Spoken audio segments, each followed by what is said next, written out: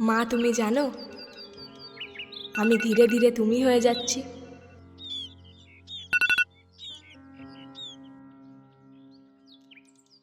তুমি নরম ফুলের গান, তুমি গরম ভাতের ভাত। তোমায় যেমন ঠাম্মার ডাকে সকাল সকাল উঠে পড়তে হতো, তখন ভাবতাম মা কেন এত সকালে ওঠে। আজ এতগুলো বছর পর বুঝতে পারি মা কেন সকাল সকাল ওঠে। এখন আমার রাতের মন খারাপটা সকালে রান্নার পেঁয়াজের সাথে মিশিয়ে দিই। চোখের জলটা ঝাঁঝ লেগেছে বলে দিই। মিথ্যে বলি, মা আমি তোমার মতো।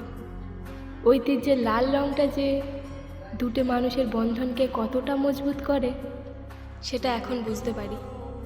একটু দাঁড়াও, ওকে ডেকে দিই। কি গো, ওঠো ওঠো ওঠো। মা তুমি জানো, এখন আর এক গাদা অভিযোগ নিয়ে ঠাকুরের কাছে যাই না। ভগবান যা করেন কিছুটা ভালোর জন্য করেন, কিছুটা জীবন থেকে শেখার জন্য।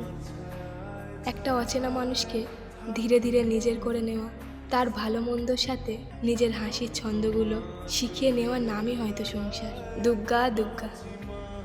বিলাসিতাটা বাবার টাকাতেই ঠিক আছে, সেটা রোজ বাজারে এসে বুঝতে পারি। ও আমার কাছে একটা অভ্যাস, বাবার মতোই। আমি এই অভ্যাসে ভীষণ খুশি মা। আমার কি মনে হয় জানো মা, মায়েরা নিজেকে অনেকটা দেখতে পায় তার মেয়ের মধ্যে।